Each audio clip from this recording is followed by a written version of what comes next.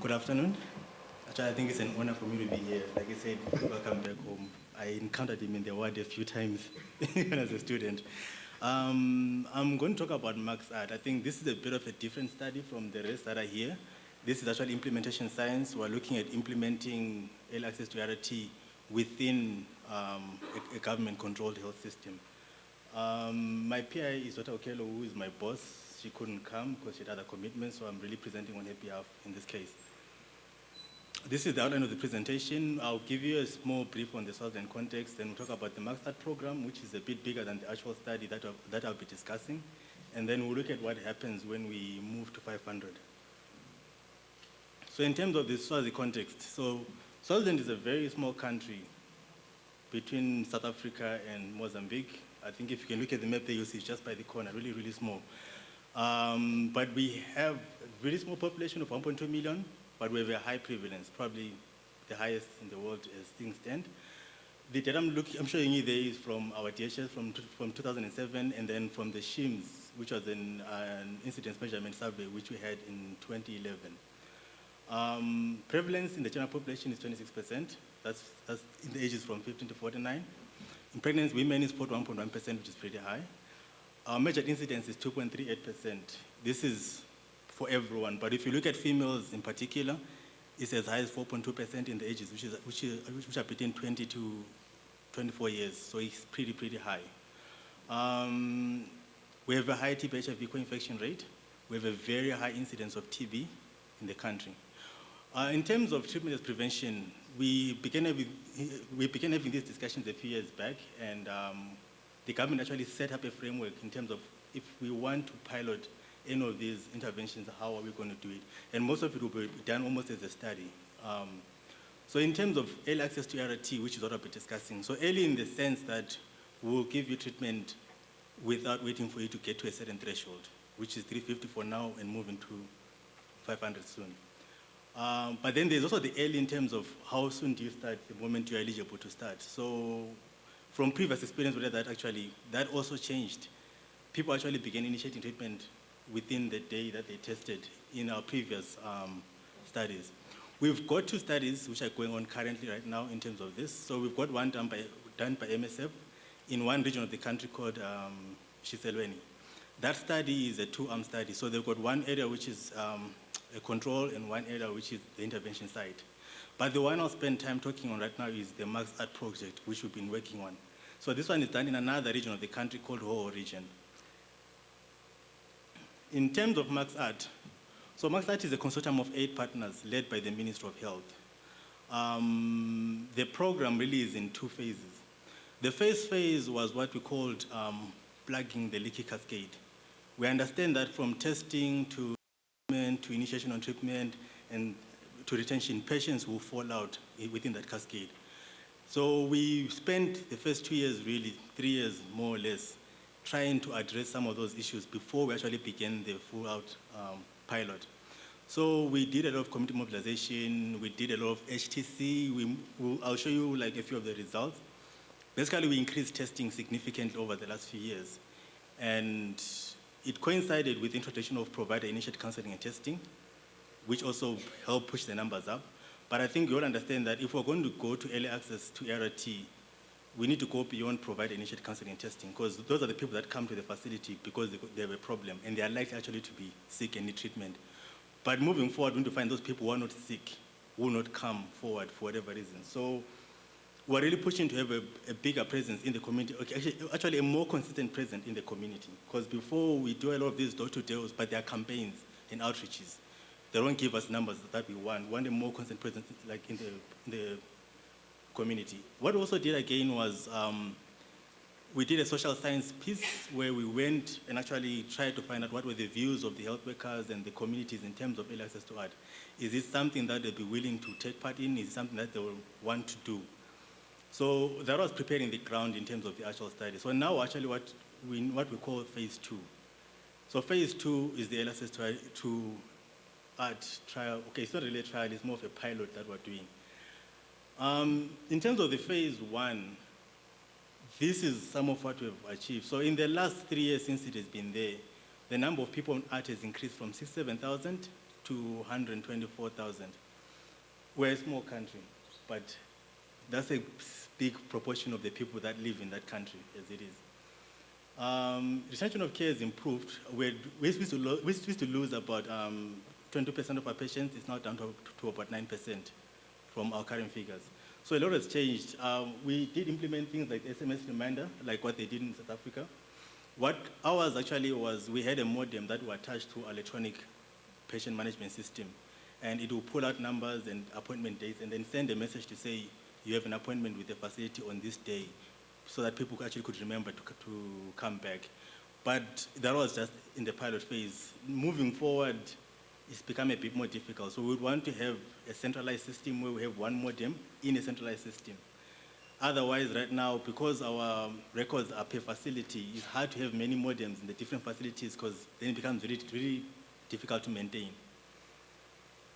I think moving on, in terms of the actual study, it has a lot of different components. So the big part really is the clinical part, where we're initiating patients, we're keeping them in care, we're doing viral load and many other tests. But also a big component, which is community mobilization, and we have a strong communication strategy. So one of the big things that we realized was if people are going to partake in the study, they need to be informed about the study. They need to be informed about what we'll be doing. So we have a big community component. We also have a community advisory board that we set up using our partners who are GMP Plus and Swanepa. So those are the networks of people living with HIV. So they actually helped us to set up that board. But we've done a lot of work in terms of informing the community about services which will be available within their communities. We also have a social science part, which is looking at, which hopefully will answer part of our acceptability part of the trial. So they basically will be doing interviews on patients during standard of care, and when we get to the intervention, they also interview patients, see what the attitudes are from the patients, from the healthcare workers. We also have an economic evaluation component where we want to see if this intervention can we actually afford it to begin with, and is it cost effective? So they'll do a lot of costing activities, they'll interview healthcare workers, they'll interview clients, and then actually assess the costs that come with the clients receiving this activity. The last bit is we have a modeling piece as well. So we're working with Sasima from the University of Cape Town, and they're helping us with the modeling part. They basically use the information that we collect from the study and also information from our regular data which we collect. In terms of the study, it's a step-watch design. What we randomized there was the transition of the facilities. So facilities don't know who will transition and when. That part is blinded to them, and we only unblind them close to the date of transitioning. We hope that if we do randomize that part, it may actually strengthen our analysis at the end. So it's a 3-year study. It began on the 1st of September. We're only 8 months into the study, so it's still early days, but we already have some experiences that I think are already beginning to show us that it's something that maybe could be useful to us in the long run. Our two primary endpoints really are retention in care and viral load suppression. Those are the biggest things which we are looking at. And this will be a comparison between the patients that initiate during the control phase and those that initiate in the intervention phase. Just to say where we are, we just recently started. So 4 facilities have transitioned from the 14 that are there. The first ones did so in January, and the second ones just did so a few days ago. We've enrolled 1,275 patients to date. We anticipate that by the end of the trial, we'll probably have around 4,300 patients. In terms of the guidelines, I think maybe in this part we are cheating a bit because I basically am the one rolling out the guidelines. So I can more or less decide what happens with them. But we are actually rolling out our guidelines.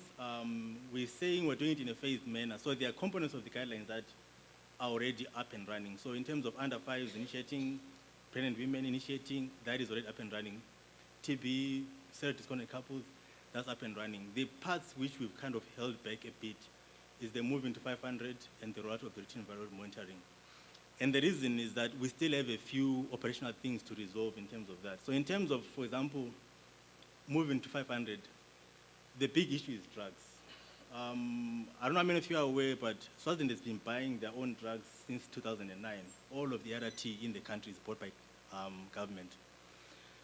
So because of that, it's a huge chunk of the budget, and we really have to convince people that it's worthwhile to invest in this investment. And it's a challenge because it's easy to show people what it will cost to go to 500. It's harder to show you what it will cost if we don't go to 500. And that's the argument that we've been having. And one of the things we say to them is not going to 500 to some degree is like saving money by not going to school.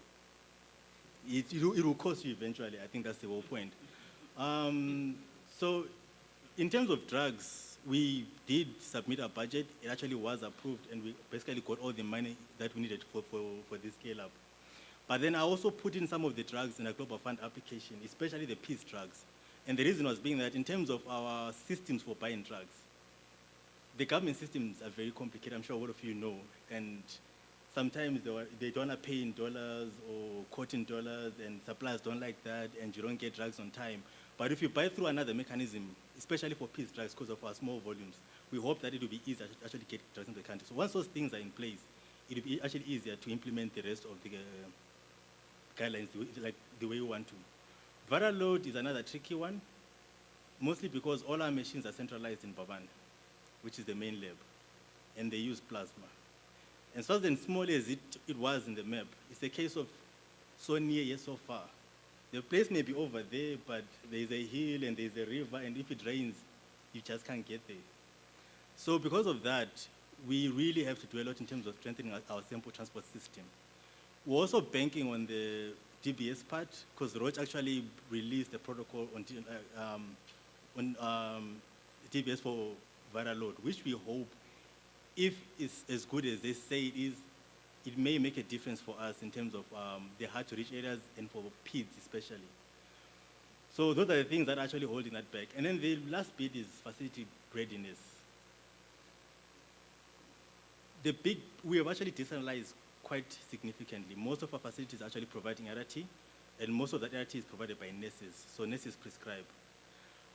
But even those small facilities, which we call baby clinics, are really running at maximum right now. So the next level really is to get the community involved. We're trying to look at models of how to provide RT within the community. So we have a few pilots running through MSF and ICAP, and we hope that it will help us answer that. Because if we go to 500 as it is now, those facilities will be flooded and they'll not cope. So in terms of moving to 500, I think I put that slide there just to say the biggest thing is that if you move from 350 to 500, what will essentially decrease is the effect size. And if that decreases, we lose some power in the study. So we probably need to increase our sample size. With this particular study, because it's not looking at incidents or other things, I think it helps us because we don't really suffer that much from this change. Some things will be affected, but we can actually adjust within the setting of the study without too many problems. I also put this slide in to say, okay, let's say we do move to 500 tomorrow. It doesn't necessarily mean that everyone who comes from tomorrow will be at 500. When we transitioned to 350 in 2010, you can see that our median count at initiation really was below 200, and it's just over 200 4 years down the line. So even if we do transition, I don't know how big the impact on the effect size is going to be, because people will still come in late, and we will still see quite a difference between those that are in the current standard of care compared to those that will be in early access. I think mostly because of this graph. In terms of the actual study, on the clinical part, we don't think we'll see much of an impact, but we also actually think that we'll actually have an opportunity to compare different strata. So we'll have a good number of patients who initiated below 350. We'll have those that initiated below 500, whom we can then compare to those who initiated above 500. So we think actually it's going to be more of an opportunity for us.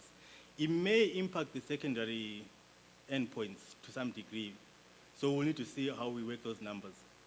In terms of the economic evaluation, for the costing, it shouldn't be a problem. For the healthcare worker interviews, we're interviewing all of them really. It shouldn't be a problem. But for the client questionnaire, we may need to look at the sample size and increase the numbers, enough for us to actually detect a difference between the two groups. For the modeling part, really, there's no issue. They can actually adjust to the change very easily. But what they think is that in terms of the interpretation, it's going to become a bit more involving.